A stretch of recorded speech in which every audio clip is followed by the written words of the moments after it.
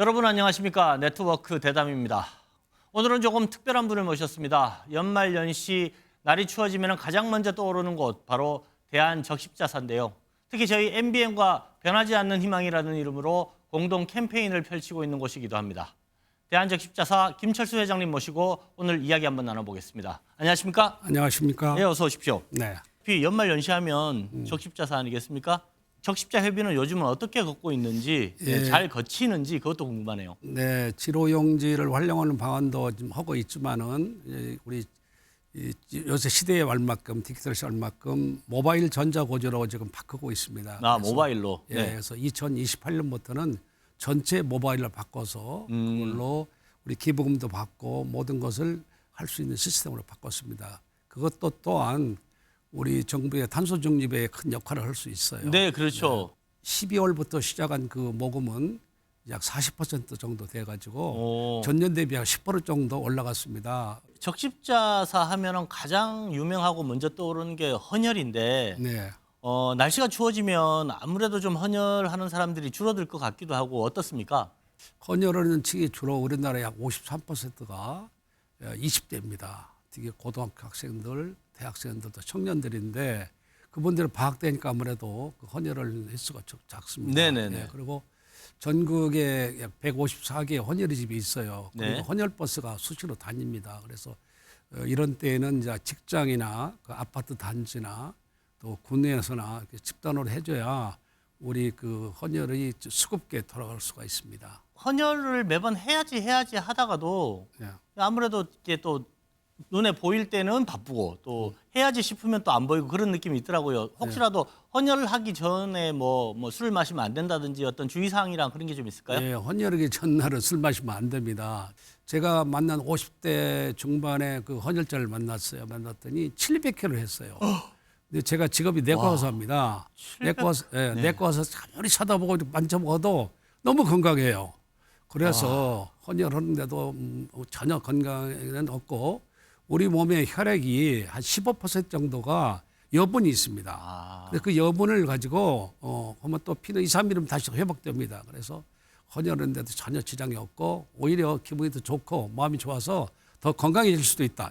저희 MBN하고 하고 있는 모금 캠페인 있지 않습니까? 그 이야기 조금만 더 해볼까요? 예. 변화하지 않는 희망이라는 주제로 연말 모금 캠페인을 지금 펼쳐지고 있는데 네. 소개 좀 부탁드리겠습니다. 예, 그 MBN과 같이 2021년부터 저희가 변하지 않는 희망이라는 모금 캠페인을 하고 있죠. 예, 금년에도 12월 1일부터 시작을 했는데 지금 잘 진행되고 있습니다. 아시다시피 우리 적십자사는 1905년도에 만들어졌어요. 네네. 고종 황제 때 일제 시대에는 그 독립운동하는 사람들한테 여러 가지 도움을 주기 위해서 국민들이 이렇게 모금을 해서 전해주고 그랬습니다. 네네. 그게 적십자 협의회 최초입니다. 6.25 때는 수백만 명 난민을 위해서 그 적십자 협의 가지고 구호를 해주고 그랬습니다. 네네. 그 후에는 이제 뭐 여러 가지 산불, 재해, 지진 이런 때에도 큰 도움을 그렇죠. 줬죠. 예. 대한적십자사의 시초는 아무래도 적십자 병원이지 않습니까? 네네. 동경 의료기관으로서의 역할을 상당 부분을 담당을 하고 있었는데 추가적으로 어떤 계획이 있으신지? 네, 지난번 코로나 때 적십자병원이 역할이 아주 컸습니다. 전국에 7개의 적십자병원이 있는데 거기서 큰 역할을 했습니다. 공공의료기관으로서 이제 1905년에 적십자병원이 생겼는데 네. 옛날에 그 전성기의 적십자병원을 다시 부흥시키려고 하고 있습니다. 특히 희망진료센터라는 걸 운영하고 있어요. 어려운 이웃, 그다음에 청소년, 아동, 그다음에 다문화 가족, 난민들까지 무료 검진, 무료 치료를 하고 있습니다. 그래서 여러분의 기부가 바로 그런 데 도움이 돼서 그분들을 잘 되게끔 해주고 있는 것입니다. 레드크로스 하면 뭐 말 그대로 국제적인 조직이지 않습니까? 예. 뭐 회장님께서 고민하고 있는 국제적인 사업, 대한적십자사가 이런 일을 한번 해보겠다 하고 있다. 얘기 좀 해주시죠. 예, 전 세계적으로 적십자사가 191개국이 있습니다. 그 중에서 저희는 이제 상위국에 있습니다. 상당히 제가 수혜를 받던 나라에 그렇죠. 있다가 그 후에는 이제는 수혜를 남한테 주는 나라가 되었습니다. 그래서 5일 전에 제네바 국제적십자회의에 갔다 왔습니다. 네. 거기서도 대한적십자사가 상당한 역할을 하고 있습니다. 특히 이제 지난번에 우리가 튀르키예에 가가지고 지진 난 데가 자그마치 3,500채의 건물과 집이 허물어졌는데 거기에 우리가 컨테이너 박스를 개조해서 주택을 약 1,000채를 지어줘서 약 2,700명이 거기 살고 있습니다. 그때 제가 그 개소식 때 거기 갔었습니다. 우리 한국에 있는 LG에서 코스코에서 지원해서 냉난방 시설, 세탁기, 네네. 샤워장까지 다 했습니다. 그러니 그분들이 그렇게 고마울 수가 없고 그뿐만 아니라 아프가니스탄 지진, 모로코의 지진, 리비아 홍수, 하와이 산불 할 것 없이 세계 어디든 소위 재해가 날 때는 저희들이 가서 같이 네. 돕고 국제적수연맹과 같이 하고 있어서 국제적수연맹도 한국의 역할에 대해서 굉장히 감탄하고 좋아하고 있습니다. 자, 그러면 마지막으로 앞으로 이제 대한적십자사 회장으로서 난 이런 거 한번 이뤄보고 싶다 하는 거 목표 있으시면 말씀해 주시죠. 예, 기후 변화가 바로 재난으로 이루어집니다. 탄소 중립에 대해서 우리는 전부 다 발을 잡고 일어날 겁니다. 작게는 가정, 기업, 정부, 지방자치단체가 다 합심이 돼가지고 제2의 새마을 운동을 하는 쪽으로 시작을 해야 합니다.